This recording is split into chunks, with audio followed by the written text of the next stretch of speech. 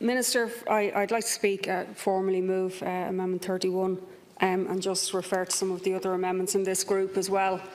I think from the outset we've pointed out in solidarity that this will be an unnecessary barrier for many women and pregnant people. We also said that it wasn't really discussed in any great depth on the 8th Amendment Committee.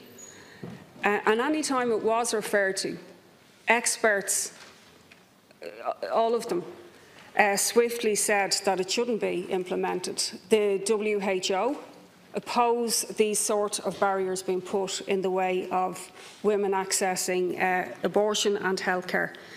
And I think that we've established that it was a political decision after the committee reported, in order to make it easier for maybe some TDs. But it was ill-informed, because there's no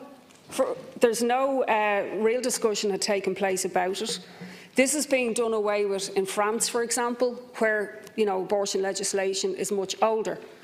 But in any country where these waiting periods apply, they always act as a barrier to the most vulnerable in society, the poorest women, people who live in isolated areas who may not, by the way, have a GP near them who'll be supplying this service, and they have to travel again.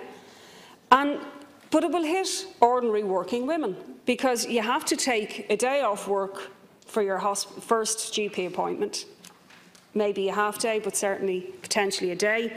You have to take more time off for the second appointment, and then you have to take time off to have the abortion itself, which is not a one-day necessary, it'll be a few days.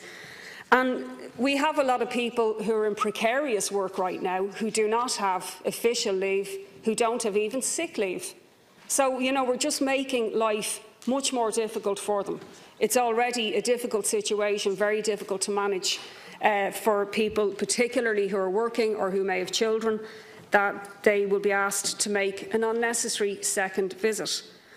As has been pointed out, people who are in abusive relationships, controlling relationships, will also find it very difficult to get to a GP surgery on 2 occasions when it's just not needed. You need transport and you need time on your hands. Now, a lot of points have been made before, and we won't labour them, but look, people voted in the knowledge that this was in the legislation. And first of all, what I'd say is this: there was no necessity to put this in legislation. It didn't have to be nailed into a law, because once it's nailed into a law, we all know how difficult it is to amend it or change it if we find that it is a major problem. It could have been put in medical guidelines. It could have been put as an option, for a GP to recommend that somebody needed more time to think, for example.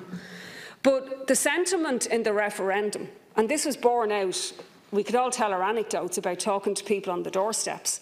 It certainly wasn't a big feature for the people that I spoke to. But even if people were using this, what was proven by all of the exit polls in the referendum was that people voted yes to give people a choice.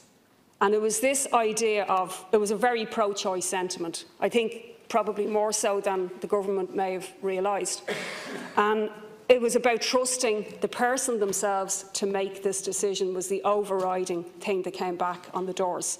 And also, since this has been proposed, we've had the whole situation with cervical cancer, and a recognition that the paternalistic model of not trusting women themselves, not giving them full information, not treating them as agents, with brains and thoughts to make these decisions for themselves. And I would say 2 final things. This won't just be a 3-day delay. The reality is that GP surgeries open 5 days a week. So if you ring up for an appointment on, Monday or Tuesday, you will then have to go back for your second. The surgery will be closed on Saturdays and Sundays. A lot of people will get 2 extra days added on to the delay. And also, doctors don't want this. They know how unworkable their surgeries are going to become. As it is, particularly in many urban areas where queues, waiting times, and it's just completely not wanted by them as an added burden. And anywhere that these have been brought in, they've been proven to be much more than actually 3 days. And I would say that Trump and people who are attacking abortion rights all around the world start bringing in and proposing these kinds of measures. And why do they do it? Because they want to erode and make it much more difficult for somebody to actually have an abortion if that's their own decision. We should just recognise that when people pick up the phone, when they ring their doctor to make an appointment to discuss something like this, they've thought about it. They've thought about nothing else. And the idea that you need to tell them to go away and think for another 3 days, when that does not apply to any other group in society who want to access medical care. And we should just start trusting women and pregnant people to make these decisions for themselves. I would say that if we are going to go ahead, I do support the other amendments that are there, which at least would make it somewhat practically practically easier for people to access, so I'd support the other amendments as well.